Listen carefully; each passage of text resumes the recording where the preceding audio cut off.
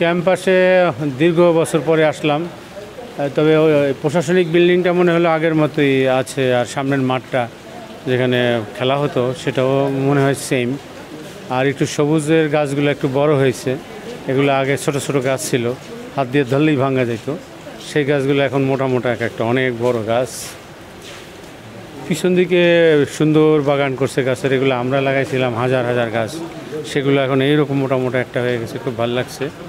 একটা মাত্র ফ্যাকাল্টি ভবন ছিল, এখন এই পাশে আর একটা হয়েছে, ভালো লাগলো। লাইব্রেরিটা আগে অনেক বড় মনে হইতো, এখন মনে হচ্ছে লাইব্রেরিটা একটু বড় করা দরকার।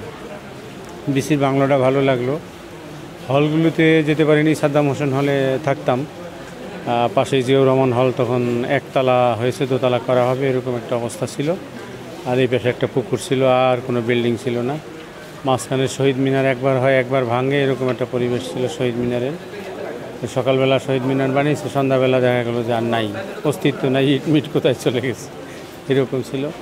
ওই পাশে একটা ক্যান্টিন ছিল, বা গরম গরম সিঙ্গারা দুপুরবেলা খাওয়া যেত, আড্ডা হতো, বেশ ভালোই ছিল। খালেদা জিয়া হলটা ছিল তখন, CNN এবং বিবিসির একটা চ্যানেল দিল। আমরা ডিশ কিনলাম সাদ্দাম হোসেন হলে, মেয়েদের হলে কোনো ডিশ ছিল না, তখন তারা এসে আমাদের সাদ্দাম হোসেন হল থেকে এই ডিশটা খুলে নিয়ে খালেদা জিয়া হলে লাগালো, যে ছেলেরা আর একটা কিনে নেই। তাই বলে মেয়েরা লাগাইলো, আমরা আর তাদের কাছে কোনো করি নাই।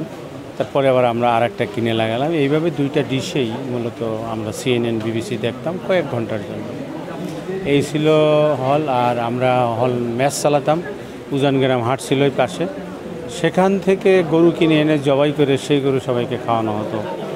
আর ঢাকা থেকে মাঝে মধ্যে ফিস্ট একটা হতো, যদি শিবির ম্যাচ চালাতো, মাসে একটা ফিস্ট দিতে তারা চেষ্টা করতো ঢাকা থেকে রূপচাঁদা মাছ এনে খাওয়ানো যায় কি না। এইভাবে কম্পিটিশন ছিল খাওয়ানোর, যে কারা কত ভালো খাওয়াইতে পারে।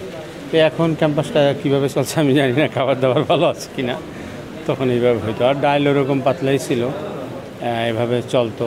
আর টিচারদের সাথে যেহেতু অল্প শিক্ষক, অল্প ছাত্র, সবাই সবাইকে চিনত। ম্যানেজমেন্টে পড়ে কিন্তু সে লয়ের টিচারও তাকে চিনত, আবার লতে পড়ি সে ওই দেখা গেল অ্যাকাউন্টিংয়ের টিচার তাকে চিনে। এইভাবে একটা সম্পর্ক সবার একটা ছিল। ইভেন যে আমাদের একটা মেডিকেল ছিল, সেখানেও দেখা যেত যে মেডিকেলের ডাক্তাররা প্রত্যেকটা স্টুডেন্টকে চিনে, নামে চিনে। এইভাবে আমাদের, এই যে তুমি আসছো কেন, তুমি তো সুস্থ মানুষ, যাও, ওইভাবে বিদায় দিয়ে দিত ডাক্তাররা। তাই এইভাবে ক্লিনিক চলেছে মাশাআল্লাহ। তবে সবুজে ঘেরা একটা ক্যাম্পাসটা দেখে অনেক ভালো লাগলো। যেরকম সবুজ ঘেরা, আমাদের ছেলেরা এইরকম সবুজ মন নিয়ে এখান থেকে যাক, এটাই আমার কামনা। সবাইকে ধন্যবাদ।